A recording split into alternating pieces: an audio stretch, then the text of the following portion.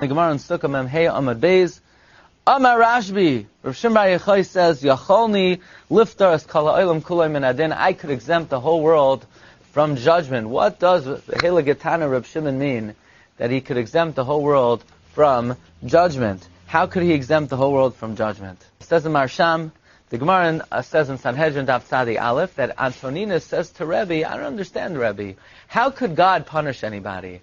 L'chayra, the neshama and the guf, they both have an opt-out clause. They both have an excuse. The guf could say, I didn't do nothing. I didn't do anything. Look at me. The moment my neshama leaves my guf, I'm like a stone lying here like a rock. I'm not able to move. I didn't do anything. It's the neshama's fault. And the neshama says, look at me. As soon as I left the guf, I'm a free spirit, and I haven't done anything wrong. So the guf could say it's the neshama's fault, and the neshama could say it's the guf's fault. Neither could do without the other, and therefore they should both be exempt. And the Gemara gives a mashal, and the mashal is as follows. The Gemara says this is like a cripple who cannot get around, so he rides on top of a blind man, and together they steal from an orchard. So what happened? The king finds the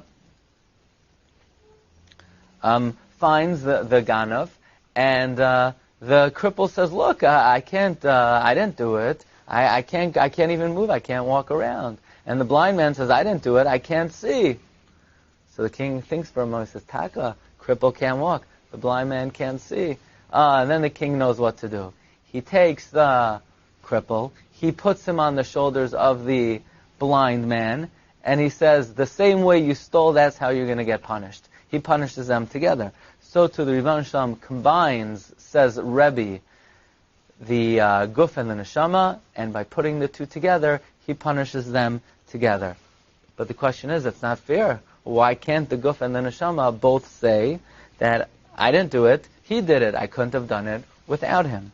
Well, it says in Hashem has the right to punish, because we have a klal in halacha that if two people do a aveira, or two people do an iser, ze eino yachal, v'ze eino yachal, if neither one are able to do it, then shneim chayavim, they're both chayav. Ze yachal, v'ze yachal, we paskin, shneim paturim. If two people do something together, and A could have done it by himself, and B could have done it by himself, so the truth is, I'm not needed because you could have done it. You're not needed because I could have done it. So neither of us are needed. Then that's a valid taina. We could both be pater. But ze eino yachal, ze eino yachal, the halacha is shneim chayavim. So regarding the guf and the neshama, ze eino yachal, ze eino yachal, each one played a critical role, and therefore they're both chayiv. And the truth is, this applies to all yisurim. Comes Reb Shimon in Masechta Shabbos and Daf Tzadi Gimel, and Reb Shimon is mechadesh that ze eino yachal v'ze eino yachal is also pater. That even if I couldn't have done it by myself and you couldn't have done it by myself, so I needed you and my role is critical, still pater. So according to Reb Shimon, says the Marsham, it would come out that taka, the guf and the neshama, are pater, because it's Zeina Yachav, Zeina Yachal, like the Rashbi, like Rabbi Shimon Bar Yochai, the guf and the neshama are taka, both pater. Hashem can't punish them. This is the pshat that Rabbi Shimon says, Yachalni lifters kol ha'olam min adin, I can exempt the world from judgment. Said the Marsham, we don't paskin like Rabbi Shimon. But on Lag BaOmer, the hilula of the Rashbi, Zechus Yagin Aleinu, his zechus is megan on all the mesim. Then on Lag BaOmer, all the mesim in Gan Eden are pater min adin.